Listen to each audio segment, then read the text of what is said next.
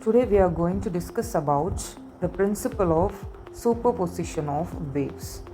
When two or more waves meet at a point, the resultant displacement at that point is equal to the vector sum of the displacements due to each wave individually.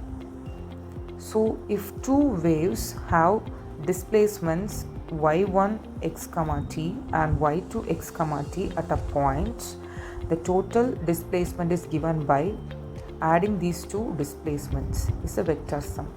So this y of x t is equal to, we are adding the two wave displacements, which is y1 into x t plus y2 into x t. So we are considering two traveling waves moving in the same medium along x-axis. So that is y1 into x t is equal to a sine kx minus omega t, and another wave y2 x t is equal to a sine kx minus omega t plus pi. Here the term a is the amplitude of both the waves, and here k represents the wave number and omega is the angular frequency, and phi represents the phase difference between the waves, and the resultant wave is given as y of x t is equal to y1 into x t plus y2 into x t. So substituting these expressions for y1 of x t and y2 of x t in the above equation, you will get this term y into x t is equal to a sine kx minus omega t plus a sine kx minus omega t plus phi. So we are applying the trigonometric identity here, which is sin a plus sin b is equal to 2 sin a plus b divided by 2 into cos of a minus b divided by 2. So here a is taken as kx minus omega t and b is taken as kx minus omega t plus phi.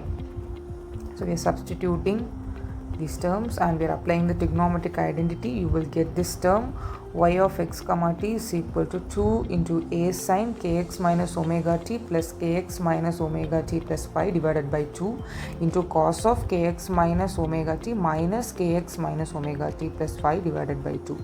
So I am going to simplify the sine terms, and while we are simplifying this sine terms, you will get the value as kx minus omega t plus pi by 2. And I am simplifying the cosine terms here, and I will get the value as minus pi by 2. And hence the resultant displacement we obtain here is y of x t is equal to 2 a sine, we are substituting the kx minus omega t plus pi by 2 and cos pi by 2. So next we are going to find the amplitude of the resultant wave. So the amplitude of the resultant wave is given as amplitude resultant is written as RES, which is 2a cos phi by 2. And if the phase is 0, the waves are in phase and the amplitude is maximum there. So the resultant amplitude is 2a. And if the phase angle is pi, the waves are out of phase and the amplitude is minimum. So that is amplitude, the resultant amplitude will be 0.